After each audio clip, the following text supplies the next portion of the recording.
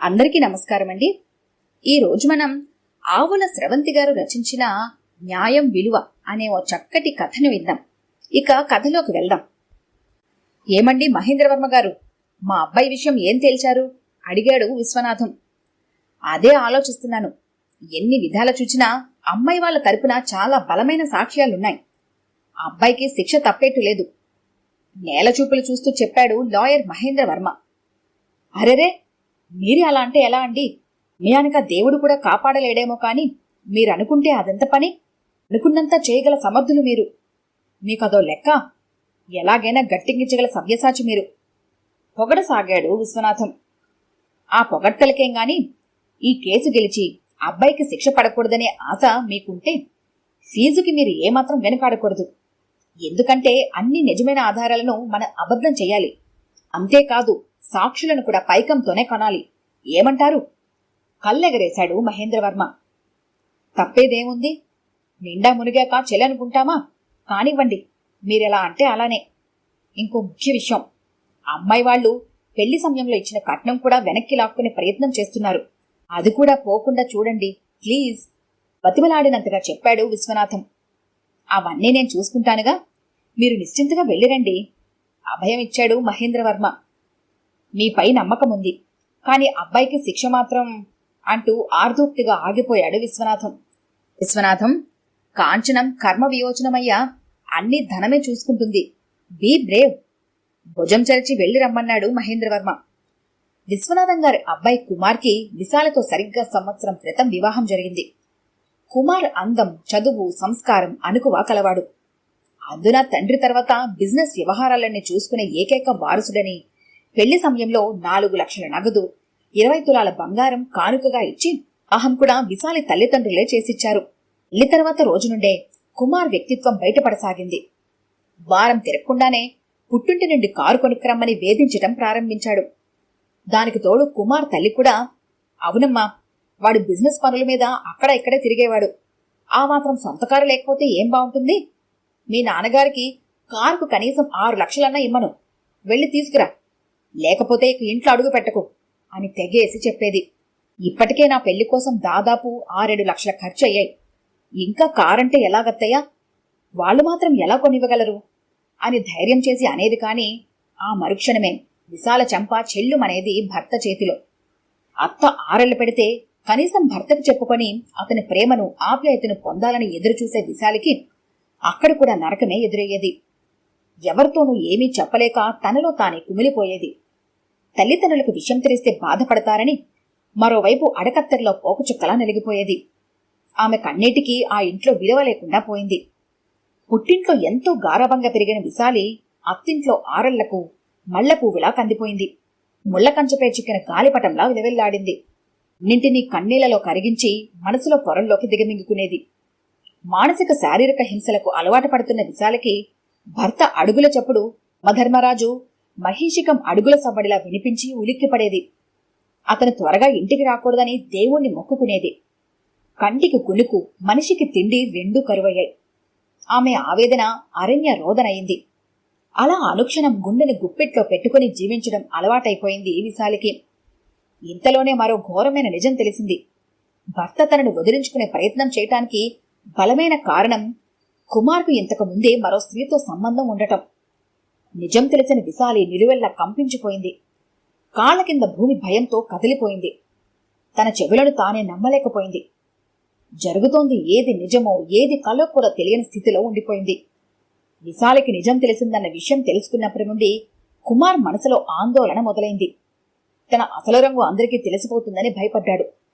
తన విషయం ఎవరికీ తెలియనివ్వకూడదని విశాలని బెదిరించాడు. చంపటానికి కూడా వెనుకాడనన్నాడు. ఆ ప్రయత్నమే చేసేసరికి కుమార్ క్రూరత్వం భరించలేకపోయింది విశాలి. అతని మానవత్వం లేని మనసుని, భార్యను భార్యగా ప్రేమించలేని అతని దుర్మార్గాన్ని క్షమించాలనుకోలేదు. ఆవేశంతో మనిషి విచక్షణ కోల్పోతాడు. ముందు వెనుక ఆలోచించే ఇంగితం అస్సలుండదు. తన అస్తిత్వాన్ని ప్రతిక్షణం కోల్పోయే కుమార్ తనేం చేస్తున్నాడో తనకే తెలియని స్థితిలో ఏ ఘోరమైనా చేస్తాడని గ్రహించింది విశాలి. మనిషి దేన్నైనా భరించగలడు కాని ప్రాణానికి ముప్పును ముందే పసిగడితే ఏదైనా చేసి తప్పించుకోవాలని ప్రయత్నిస్తాడు. సరిగ్గా విశాలి విషయంలో కూడా అదే జరిగింది. మౌనంతో భరించి తనకు తాను పరిష్కరించుకునే సమస్య కాదిది. విశాలి లాంటి స్త్రీలు ఎంతో మంది ఉన్నారు. అందర్లా తాను భరించాలా? అదే నరకకూపంలో తాను ఓ వెలుగులేని జ్యోతిలా హారిపోవాలా? ఇన్నాళ్ళు భరించిన క్షోభ చాలు. జీవితం అంటే కేవలం ఇదే కాదు. బయటి ప్రపంచంలో నేర్చుకోవాల్సిన లోకజ్ఞానం ఎంతో ఉంది. 25 ఏళ్లు తల్లిదండ్రులు పెంచి పోషించిన తనువును ఎవడో అనామకుడి చేతిలో అంతం చేసుకోవటమా? ఇది అన్యాయం. అంతకు మించిన అరాచకం కూడా మరొకటుండదు. అందుకే విశాలి మనిషికి లేని రెక్కలను నిజం చేసుకుని ఎవరితోనూ చెప్పకుండా ఆ యమప్రస్థానం నుండి ఎగిరిపోయింది. తన సొంత గూటిని చేరుకుంది. ఎప్పుడో మది దొంతరల్లో ఇంకిపోయిన కన్నీటి చుక్కలు తన వారి మీద ధారగా వర్షించాయి. సొంత మనుషుల మధ్య అనురాగ ఆప్యాయతలతో తడిసి ముద్దయింది. తల్లి లాలన, తండ్రి ఆదరణ విశాలికి ఎంతో మానసిక ధైర్యాన్నిచ్చాయి. బంధాలను తెంచుకున్న మనిషి మనసు స్వేచ్ఛా ప్రపంచంలో విహరించింది.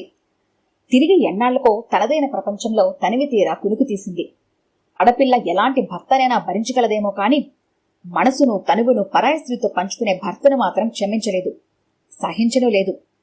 తండ్రిచ్చిన మానసిక స్థైర్యంతో కోర్టులో కేసు వేసింది. కేసును ఎలాగైనా గెలవగలనన్న గట్టి నమ్మకముంది విశాలికి. తన కోడలి విశాలి ఎలాగైనా కేసు గెలవకూడదనేదే విశ్వనాథం పట్టుదల. విశాలి కేసు గెలిస్తే తన పరువుతో పాటు కొడుకు అసలు రంగు బయటపడి శిక్ష పడవచ్చు. తీరా తీసుకున్న కట్నం కూడా వెనక్కి ఇవ్వాల్సి వస్తే ఎలా? అందుకే లాయర్ మహేంద్రవర్మను ఆశ్రయించాడు.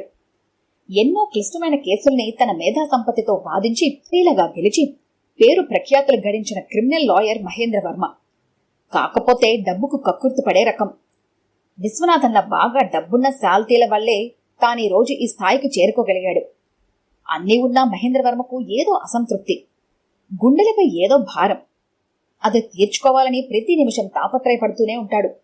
లాంటి కేసులు కనీసం నెలకు 4-5 రావాలని దేవుణ్ణి వేడుకుంటాడు. మహేంద్రవర్మకున్న బరువల్లా ఒక్కటే, అదే తనకున్న ఒక్కగానొక్క కూతురు గీతిక. అమ్మాయి పెళ్లి ఎంతో ఆర్భాటంగా, ఔరా మహేంద్రవర్మ గారి కూతురు పెళ్లిట అనుకునేలా జరిపించాలని ఎంతో ఆరాటపడిపోతూ ఉంటాడు. అదే లక్ష్యంతో విశ్వనాథం కోడలు విశాలిపై ఎన్నో అపోహలని, అన్ని తప్పుడు సాక్ష్యాలను సృష్టించి విశాలి కేసు ఓడిపోయేలా తన ప్రతిభ చూపించుకున్నాడు. నిజాన్ని అబద్ధంగా, అవాస్తవాల్ని నిజం చేయగల మ్యాజిక్ ఒక్క లాయర్ల చేతిలోనే ఉంటుంది. అందున మహేంద్రవర్మ లాంటి తలపండిన పండితులకు అవన్నీ వెన్నతో పెట్టిన విద్యే. క్షణాల్లో విశాలపై విశ్వనాథం విజయం సాధించి విశాల నలుగురిలోనూ తలదించుకునేలా చేశాడు. విజయోత్సాహంతో ఉన్న విశ్వనాథం తన ఫీజు విషయంలో బేరమాడని అదను చూసి కథను తొక్కాడు మహేంద్రవర్మ. తనది కాని సొమ్ము లక్షల్లో అప్పనంగా ఉచ్చపడితే లాయర్ ఫీజు లెక్క చేస్తాడా? అడిగినంత తడువుగా కారును కానుకగా సమర్పించుకున్నాడు విశ్వనాథం మహేంద్రవర్మకు. వెంటనే ముహూర్తాలు చూసుకుని తన కూతురు గీతక పెళ్లి పనులు పురమాయించుకున్నాడు లాయర్. తన కూతురికి తగిన వరుణ్ణి ఎంచుకున్న వ్యక్తిని 8 లక్షల నగదు, 2 కేజీల బంగారం, అబ్బాయి అమెరికాలో డాక్టర్ కావటంతో అదనంగా విశ్వనాథం ఇచ్చిన కారును కట్న కానుకల కింద వినయంగా ముట్టచెప్పాడు మహేంద్రవర్మ.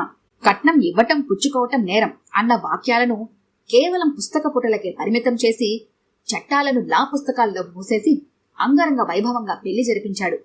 ఎన్నో కలలను కలబోసి, సిరులను కుమ్మరించి, నవరత్నాలను తలంబ్రాలుగా కురిపించి పెళ్లి జరిపించిన గీతిక జీవితం నవకాంతులను వెదజల్లుతూ సాగుతుందని ఊహించిన మహేంద్రవర్మకు తీరని విఘాతం ఎదురైంది. పెళ్లి జరిగి పసుపు పారాని ఆరని పాదాలతో మంగళ తోరణాలు దాటి అత్యంత అడుగుపెట్టిన గీతిక 6 మాసాలు దాటకుండానే అసువులు బాసింది. ప్రాణానికి ప్రాణంగా పెంచుకున్న కూతురు దూరమైన మహేంద్రవర్మ నిర్వేదిలా మిగిలిపోయాడు. అచేతనమైన అతని మెదడు కారణాలను విశ్లేషించడం మర్చిపోయి నిశ్చేష్టుడయ్యాడు. బలమైన కారణమేదో ఎంత వద్దనుకున్నా మహేంద్రవర్మ చెవిన చేరనే చేరింది. అల్లుడికి అదనంగా మరో 15 లక్షలు కావాలట. సొంతంగా నర్సింగ్ హోం కట్టించాలని అతని ప్లానట. అన్నీ విన్న మహేంద్రవర్మ నిర్ఘాంతుడైపోయాడు. మనిషి ఆశకు ఎంతకు అంతుండదు. ఆశ ఆకాశం కంటే అనంతమైనది, సముద్రం కంటే కూడా లోతైనది. తీరిన కొద్దీ జనిస్తుంది. ఆశ అతిగా ఉంటే అది దురాశ అవుతుంది. దీని దాంతో తృప్తి పడతాడనుకున్న అల్లుడు అత్యాశతో కూతుర్ని యాక్సిడెంట్లో చంపేశాడు. కాని దురదృష్టవశాత్తు జరిగిన కారు ప్రమాదంలో గీతిక ప్రాణాలు కోల్పోయిందని కోర్టును నమ్మించాడు. తను కానుకగా ఇచ్చిన కారులోనే గీతిక శవమై రావటం నిజంగా మహేంద్రవర్మకు ప్రాణాలు పోయినంత పనైంది. కాని ఏం చేయగలడు? కోర్టు తీర్పును యథాతథంగా స్వీకరించడం తప్ప తన కూతురి జీవితం బాగుండాలని ఎంతమంది అమ్మాయిల జీవితాలను తన నాశనం చేయలేదు. ఆ ఉసురు తనకిలా తగిలింది. అందుకే మనిషికి ఇంత స్వార్థం పనికిరాదు. ప్రశాంతత కరువై మనసు ఆందోళనతో నిండిపోయింది మహేంద్రకు. గదిలో ఓ మూలను కూర్చొని పొగిలి పొగిలి ఏడుస్తున్న భార్యను చూసి భారంగా నిట్టూర్చాడు. తన మెదడును కుదిపేస్తున్న బాధ ప్రకంపనలు బయటికి రానీక ఎవరితోనూ తన అంతర్మదాన్ని పంచుకోలేక కుమిలిపోతున్నాడు. తన గుండెల్లో జరిగే సంఘర్షణను ఎవరికీ చెప్పి సానుభూతి పొందలేకపోతున్నాడు. అగమ్య గోచరమైన తన ఆలోచనల్లో ఓ కాంతి తార మెరిసింది. అమ్మా విశాలి, నేను తెలిసి తెలిసి నీ పట్ల చేసిన అన్యాయం నిజంగా నీవు భరించలేనిది. అందుకు క్షమించమని నేను అడగగలని తప్ప నీవు ఆ పని చేయలేవు. ఒకవేళ పెద్ద మనసుతో చేసిన న్యాయదేవత కూడా నన్ను క్షమించలేదు. ఇన్నేళ్ళు నీవు అనుభవించిన మానసిక క్షోభ ఎలాంటిదో నాకిప్పుడు అనుభవం అయ్యింది. కానీ విశాలి, నేను సామాజికంగా నీకు అన్యాయం చేశానేమో గాని మానసికంగా వ్యక్తిత్వంగా నీకు సరైన న్యాయమే చేశాను అనిపిస్తుంది. ఎందుకో తెలుసా అమ్మా, వృత్తంటే జీవితాంతం నీ తోడు నీడగా నడిపిస్తూ ప్రతి కష్టంలోనూ సుఖంలోనూ భరించగలిగేవాడే. కానీ కాసుల కోసం కన్యను శ్రీమతిగా మార్చేవాడు మాత్రం కాదమ్మా. దుర్మార్గుడి చెరలో నీ ఉండటం నీకు ఏ కోణంలోనూ మంచిది కాదు. స్వశక్తితో నీ కాళ్లపై నీవు నిలబడగలిగే ఆత్మస్థైర్యం ఉన్నదానివని నాకు తెలుసు. మనిషి ప్రయత్నించాలే గాని అందుకోలేని శిఖరాలుండవు. విశాలి, నీకు కావలసిన వైవాహిక జీవితాన్ని నేను తిరిగి తెచ్చగలేను గాని నీవు విశ్వనాథానికిచ్చిన కట్నం డబ్బు మాత్రం తిరిగి తెచ్చాను. ఇది నీపై జాలితో కాదమ్మా, నీవు నా కూతురు లాంటి దానివేనన్న భావం. అంతే. ఎన్నాళ్ళు నీవు పడ్డ బాధ, ఉన్న కూతుర్ని పోగొట్టుకుని నేను పడే బాధ ఎవరూ తీర్చలేనివి, పంచుకోలేనివి. విశాలి, అదంతా మర్చిపోమ్మా. ఈ డబ్బుతో ఏదైనా స్వయం ఉపాధి ప్రారంభించమ్మా. నీలాంటి వారు నీ చుట్టుపక్కలే ఎందరో ఉన్నారు. వెలుగు చూడని దీనగాథలో నీవే జ్యోతి వెలిగించు. వారికి ఆదర్శంగా నిలబడి తల్లి అంటూ కన్నీటి చెమ్మతో వెనక్కి తిరిగి వెళ్లిపోయాడు లాయర్ మహేంద్ర వర్మ. నిజానికతను అప్పుడు తప్పు చేసినా ఇప్పుడు నాకు న్యాయమే చేశాడు అనుకుంది విశాలి బరువైన మనసుతో వెళ్లిపోతున్న మహేంద్ర వర్మని చూస్తూ. ఈ కథ కనుక మీకు నచ్చినట్లయితే లైక్ చేయండి, షేర్ చేయండి. మరిన్ని ఇంట్రెస్టింగ్ కథల కోసం మా ఛానల్ని తప్పకుండా సబ్స్క్రైబ్ చేసుకోండి.